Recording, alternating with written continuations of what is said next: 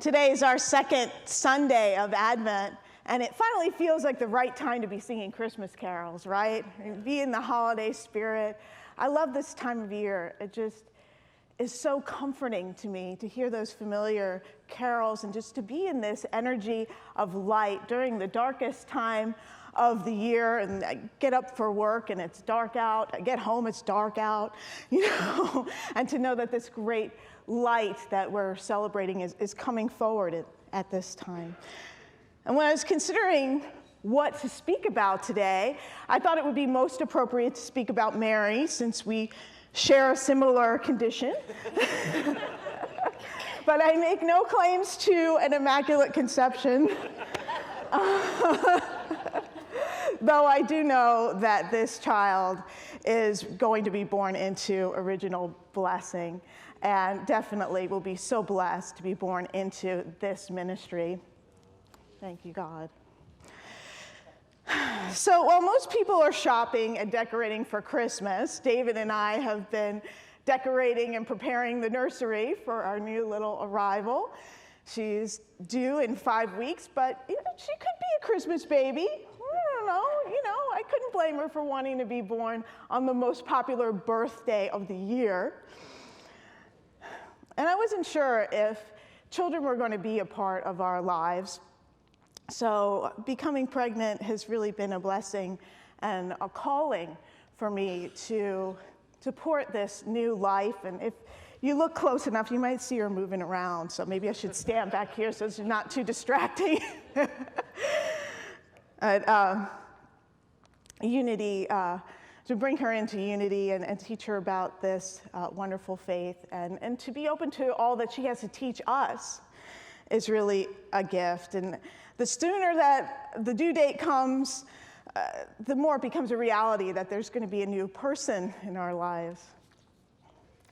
And so I've been looking at Mary like she's my spiritual sister going through this, In Unity, we teach that you look at the Bible as every character in the Bible represents us at a different point in our spiritual development. So I've been looking at Mary and thinking there's something about Mary and her journey that has a message for me today.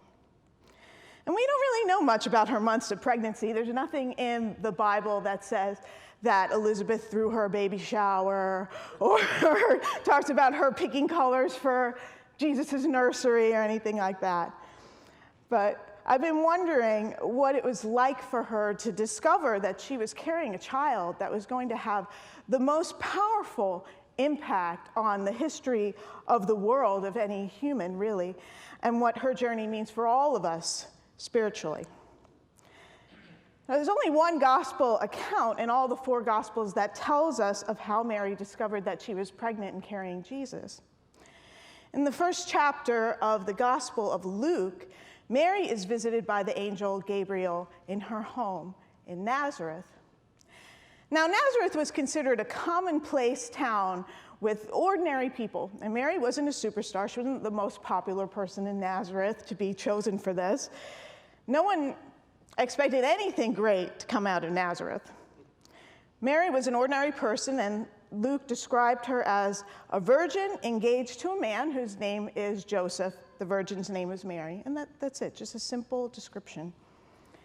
And the angel Gabriel came to her and said, "Greetings, favored one, the Lord is with you."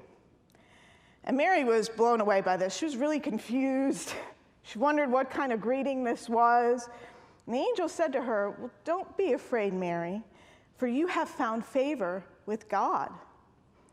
And the angel told her that she would conceive and bear a son named Jesus, the Son of the Most High. Mary said, "Okay, how can this be since I'm a virgin?" And the angel said, "Well, the Holy Spirit will come upon you, and the power of the Most High will overshadow you. Therefore, the child to be born will be holy and will be called the Son of God." And then he told her about how her relative Elizabeth, who was much older than her, was considered barren, that she had conceived a son that she would bear in her age. And the angel said to her, "For nothing is impossible with God." And so Mary was able to let go of her fear and doubt, and she replied, "Here I am, the servant of the Lord. Let it be with me according to your word." So Mary didn't feel like a favored one when the angel appeared to her. She had no title. She wasn't even married. She was probably about 12 or 13 years old at that time.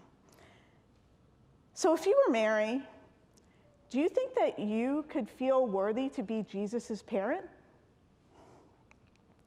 Would you consider yourself a nobody from nowhere? That's how she thought of herself. But that's what most people in that time would have thought about Mary. Unity has been called a Christmas faith in an Easter world because most traditional Christian churches focus on Easter, on the death and resurrection of Jesus as their salvation, whereas in Unity we focus on Christmas, that the birth of Christ within us is our salvation from our limited ego nature, our limited human experience. Through the Christ nature, we know our oneness with God and our divine potential to express all that Jesus expressed. And the angels represent our God thoughts. And we can tend to give our angels all kinds of reasons why we can't be anything other than the limited personality experience of ourselves that we know, why we can't express the Christ, because, well, we aren't anything more than our human personality. And we look at our history and we say to ourselves, well, you know, where I'm from or how old I am or my family or what I've done in my life, my job, that kind of thing. And how can I be anything more than ordinary? Or do I even want to be? Do I want to be the light of the world? What do my friends say? Metaphysically, this story is telling us that we are each favored because we're each carrying in us the consciousness of the nature of Jesus Christ. Of course, it's up to each one of us whether we choose to nurture that baby Christ into an adult expression, or if we continue to deny it and claim our unworthiness instead.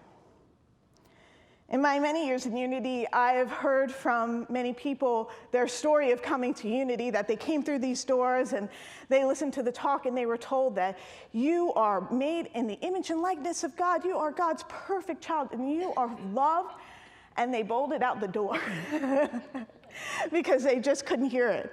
It's just that in their minds was this idea of being a lowly sinner, being unworthy, and just to even hear anything that told them the opposite of it was hard to take in. And then there was something in them that invited them to come back. I don't know if that's your story, but for many people, they come and they sit in the back and they cry for months, and then because you're hearing the truth of who you are, and there's all that healing work that's happening. It's so beautiful.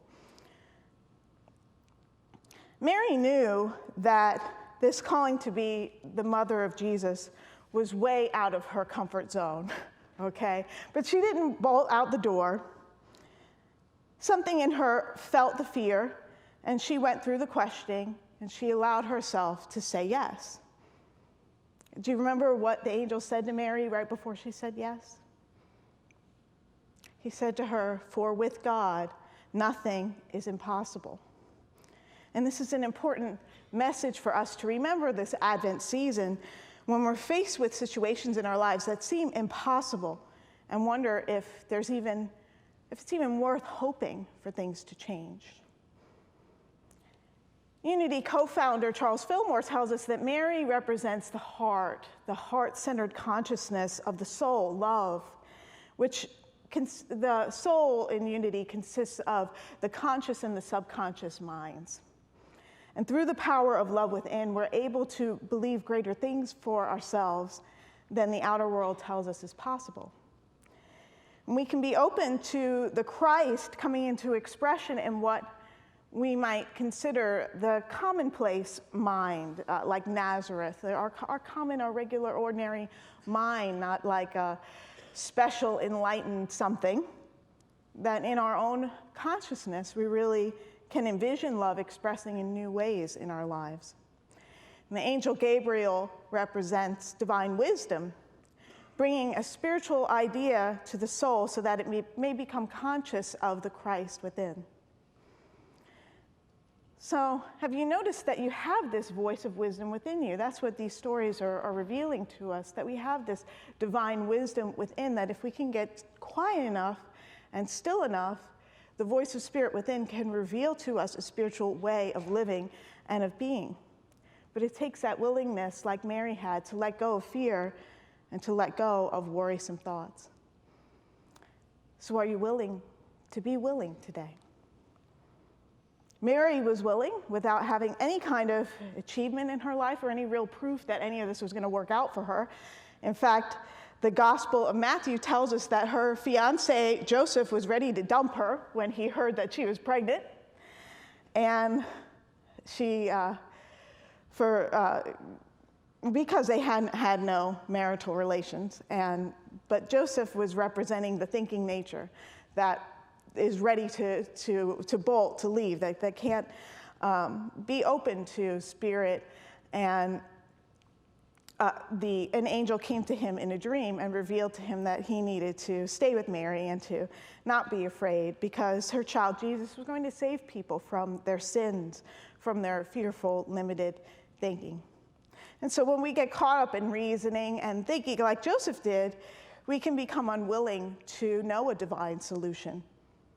Joseph, as the conscious thinking mind, listened to the divine wisdom, and then he married Mary. And we become truly willing when we allow our thinking mind to let go into the willingness of the heart to express the divine. But willingness can make you feel vulnerable, right? I mean, pregnancy can feel very vulnerable.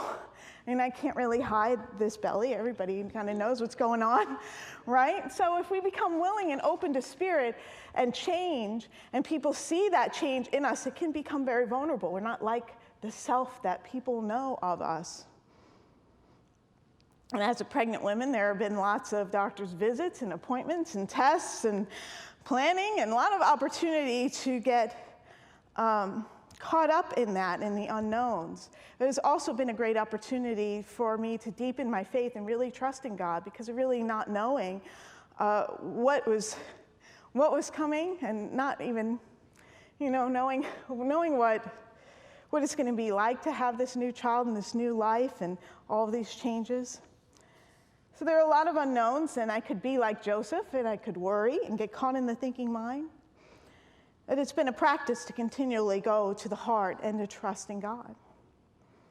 For each one of us, making a commitment to the spiritual life where every day you commit to expressing your Christ nature can feel very vulnerable. And we wonder how people are going to accept that change. But the Christ nature in you is like a little baby. It's a little baby that needs to be supported. And when we feel fear and anger and hatred, we're not nourishing that child. We're blocking our own true nature. There's been a lot going on in our world, as we know, with gun violence and terrorist attacks. And it does seem natural to go into fear and to build a wall around our hearts to protect ourselves. We can get into a way of thinking where we think, well, if we eliminate the people who are terrorizing us, then we can be safe, then we can be at peace, then we can know heaven on earth. But to those that we're harming, then we become the terrorists, don't we? So in our hearts, we know that acts of violence never bring forth acts of love. They just don't, it doesn't work that way. It's not what Jesus was teaching us. So I ask you this morning if you are committing acts of violence in your consciousness against those who we see as harmful to us or harmful to our planet. So if you're holding an intention, even if somebody in your own life, to harm someone or to seek revenge, ultimately you're keeping your Christ child from being nurtured. Your Christ child needs prenatal vitamins and hydration. So what are our spiritual prenatal vitamins that we need to be giving to our Christ child within? How can we nurture this divine consciousness that is growing in us to give birth to Christ in our lives this Advent season? Well, in the Gospel of Luke, Mary sings her praises to God in what we refer to as the Magnificat. She says, "My soul magnifies the Lord. My soul magnifies the Lord." Remember, the soul is a combination of our conscious and subconscious minds, and the Lord is our I am, our Christ nature. So when we talk about Christ as our Savior, I believe that our being saved is this act of being saved from fear through love, through bringing that love forth, which is already a part of us. And when I think about bringing my daughter into the world, I don't want her to come into the world being afraid of everything, wanting to hide away, wanting to always protect herself and not connect with others. I want her to be able to shine her light fully and to love fully and live fully and to make a difference. And I know that that's God's desire for each of us, not to have to hide away in fear and feel like we can't connect with those on our planet, but to see every event unfolding as an opportunity to love even more deeply, to care for others even more deeply, to lift others up who are in despair, to magnify the Lord in our consciousness so that it can be magnified in our world. God doesn't want us to live in fear and panic, and so we want to be conscious of when that comes up for us. And it doesn't mean that we ignore the circumstances of our world or our lives, but we have to become humble enough to know that we don't have all the answers, that we can't solve the problem at the level of consciousness that created it. I saw a headline this week that really bothered me at first. I don't know if you saw it in the Daily News. The front cover said, "God isn't fixing this." Anybody see that? Yeah. It was in response to all the prayers that the politicians have been offering for these recent shootings. And at first I felt that this was saying that prayers are not effective enough, and so that really bothered me, and I found it disappointing. And then I went deeper with it. Because, see, in order to birth something new in the world, we've got to change. And to have this baby, my body has completely changed, whether I like it or not. It's fully changed. It looks different. So if we want to create something new, something better, to create heaven on earth, we've got to change our actions. We can pray, and praying is very important because it opens our consciousness to what is next for us to do. That fifth unity principle, what is our action step to take? So we want to create something new, something better in our world, in our life, in our experience. We've got to change our actions. We've got to allow God to be God in us. We can't keep doing the same thing and expect different results. So, in closing, I think the world is getting closer to its due date. Do you know what I mean? That there's a due date for the birthing of the Christ consciousness on our planet. And it's continually being called forth through us to be expressed. And now, what better time is there than now to express that Christ consciousness? We're all pregnant, like Mary, pregnant with the possibility of peace on this planet, pregnant with the possibility of harmony in our world, and we get to create it. We have that opportunity. But if we want God to be God in us, we have to be present to the conflict in our mind that reflects the conflict that's present in the world. And so instead of being a mirror and sending back out into the planet that terror or fear that we see, we can return to love, no matter how tough things can get. So there's something about Mary for us this Advent season, that she said yes to what seemed impossible for her in her life. She said yes to the birth of the Christ in the world. And the angels were rejoicing. And so I want to know this morning if you are ready to say yes to love. Yes. Are you ready to say yes to your divine nature? To the Christ expressing in the world? Yes. Claim it, know it, go out and express your light, and the angels in your life will rejoice. God bless you.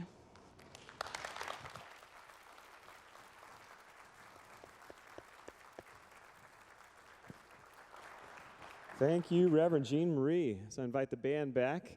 I'm going to invite you to stand. Often at this time in the service, we do some sort of a musical spiritual practice, a way of shifting our consciousness, and this is one of our favorite songs to sing. This is called I Release, and what we teach here in Unity is that for something new to be born, we must release some old way of being. So let's just start right on it. 1, 2. I release and I let go. Let the Spirit